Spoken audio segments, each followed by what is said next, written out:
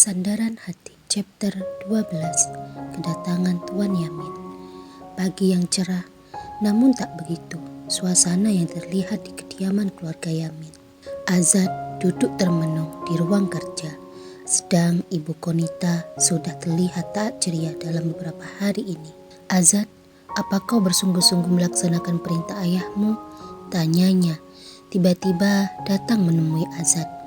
Sontak lelaki itu menoleh. Ia pandangi sang ibu dengan raut ketidakberdayaan. Maafkan Azad, hanya kata itu yang mampu ia lontarkan. Tapi Nailufer sampai hari ini tidak mengetahui. Ibu juga tak tahu bagaimana berbicara padanya. Ibu, Azad akan memikirkan cara bagaimana Nailufer tak jadi menikah nantinya, kata Azad, walau ia tak memiliki keyakinan. Ya, hingga kini ia tak memiliki cara, juga tak memiliki amunisi menentang sang ayah. Semua properti masih sepenuhnya atas nama sang ayah.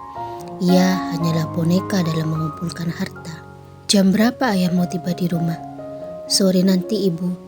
Apa kau menjemputnya? Tidak, dia yang meninggalkan rumah ini. Untuk apa ada penyambutan? Azad memiliki banyak pekerjaan. Oh, pulanglah lebih awal. Mari kita makan malam bersama. Tak mampu menolak, juga tak sudi bersedia duduk semeja dengan sang ayah. Azad memilih bungkam. Tak ingin pembicaraan itu berlanjut. Ia memilih bangkit. Ibu, Azad keluar dulu, pamitnya. Keluarlah dengan hati tenang. Hanya senyum hambar diberikan oleh Azad. Selebihnya lelaki itu bungkam dalam kemarahan serta ketakberdayaan. Oh, rasanya waktu berlalu begitu cepat, melebihi tiupan angin dari lembah menuju daratan. Sore yang tak diinginkan pun menjemput. Dan ia yang sebenarnya tak diharapkan kepulangannya telah sampai di kediaman. Waktu itu Ibu Konita tengah berada di dapur, ditemani oleh 2 asisten rumah. Merasa tak ada satupun anggota keluarga yang menyambut. Dengan langkah kesal, Pak Yamin berjalan memasuki rumah. Kemana semua penghuni di rumah ini? Tanyanya pada asisten laki-laki. Itu Tuan, Nyonya di dapur, Nona di toko, dan Tuan muda, jawabnya namun terpotong. Ya, tak perlu diteruskan. Pak Yamin sudah mengerti di mana sang putra kini. Menghindarinya dan tak mau berbalas sapa. Dengan perasaan marah bercampur nelangsa, melangkahlah ia menuju dapur. Namun tak sampai masuk, terhenti 1-2 meter di depan pintu. Nampak Ibu Konita sedang sibuk menyiapkan makan malam, menyambut sang suami yang telah melukai hatinya. Konita, kau tak pernah berubah, batin Pak Yamin berucap, sedang 2 mata menatap sedih bercampur rindu. Sejujurnya, di lubuk hati, Ibu Konita adalah satu-satunya wanita yang memenuhi relung jiwa. Hanya rasa bersalah ditutupi oleh ego yang begitu tinggi, menarik dirinya menjauh dan mencari penghiburan hati dari wanita lain. Kehilangan kata-kata untuk bertegur sapa, Pak Yamin akhirnya memilih berlalu dari sana. Berjalan cukup cepat ke arah tangga. Seorang asisten yang tadi sempat bertegur dengan Pak Yamin cepat segera menyelinap ke dapur, memberitahu kedatangan sang majikan. Nyonya, Tuan sudah datang. Apa?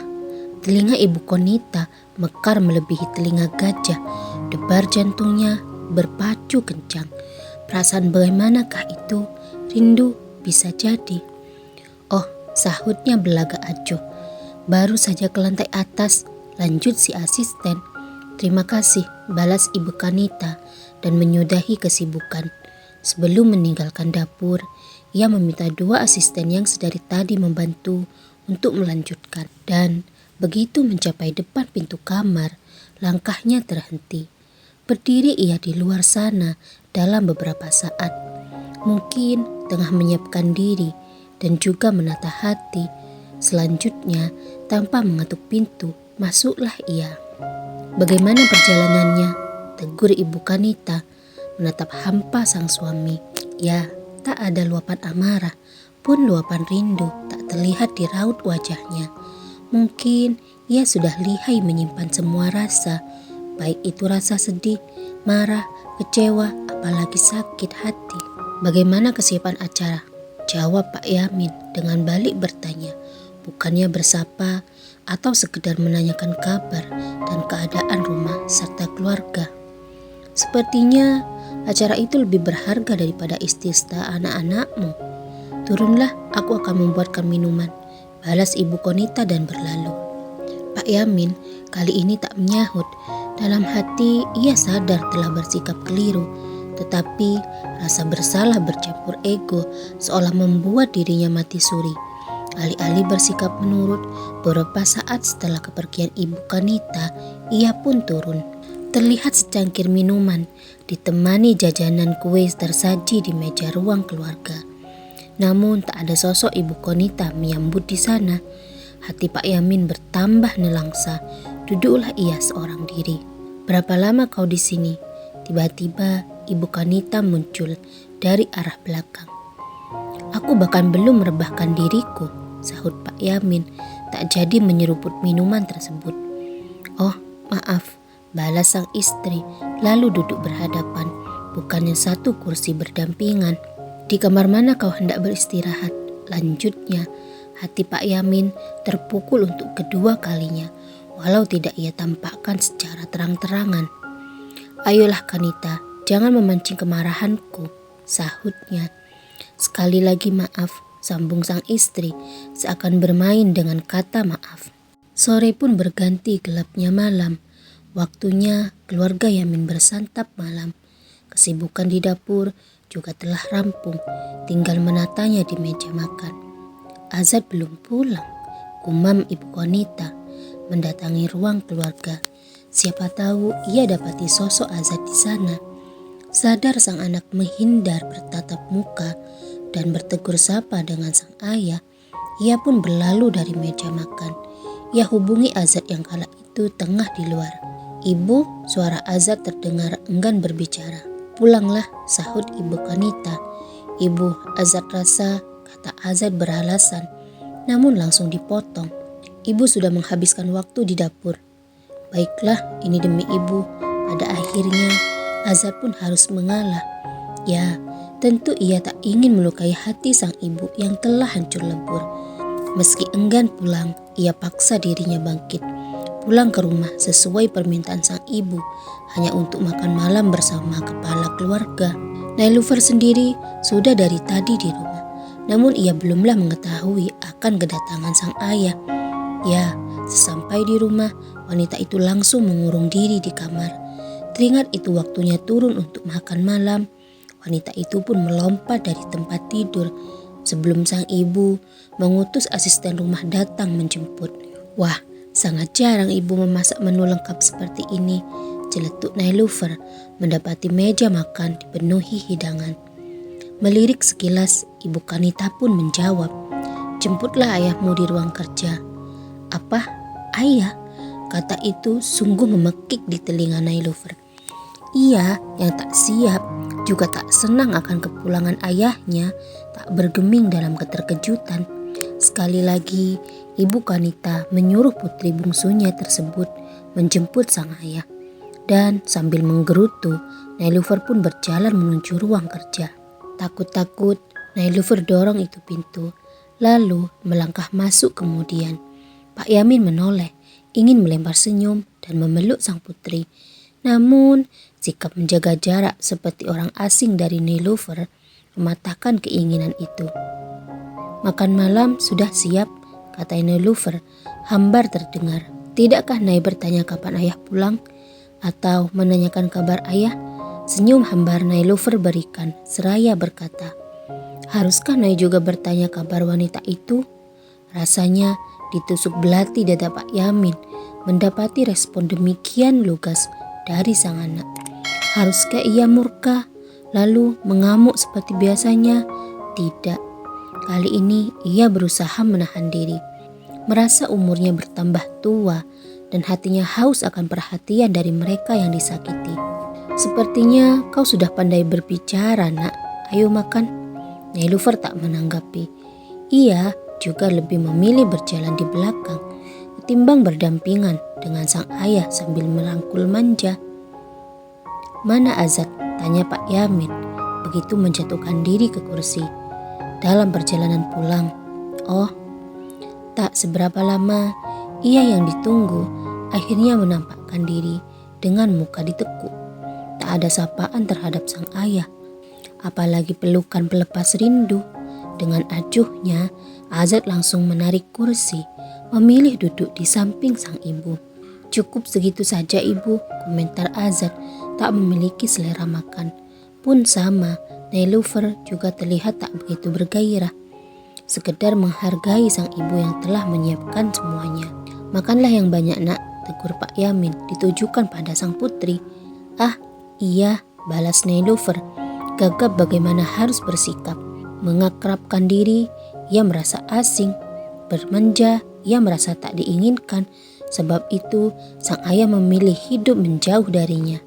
"Makanlah yang lahap," tegur sang ibu, mengambil peran supaya suasana tak begitu dingin.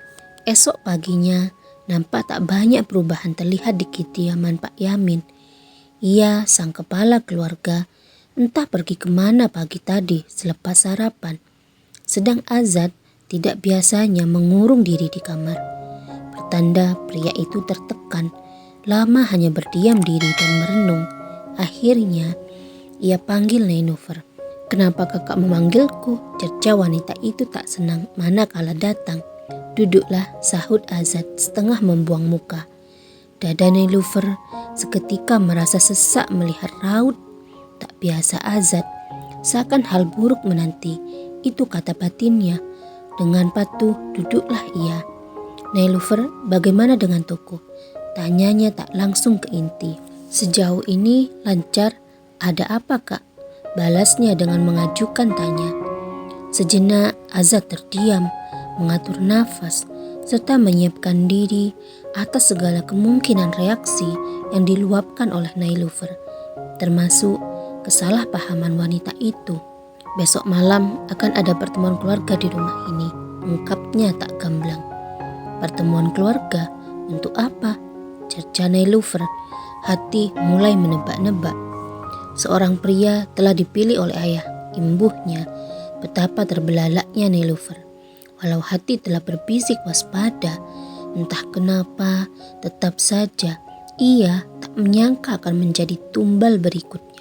"Tidak, aku menolak perjodohan ini." Seketika bangkitlah Nelufer. Azad raih pergelangan tangan sang adik, meminta wanita itu tak berlalu sebelum semua dijelaskan. "Tak kusangka kakak sekongkol dengan ayah. Itukah yang menjadi alasan Tuan Yamin pulang?" "Tidak demikian, Nay," bantah Azad. "Lantas, kenapa kakak begitu patuh? Bukankah kakak lebih tua dariku?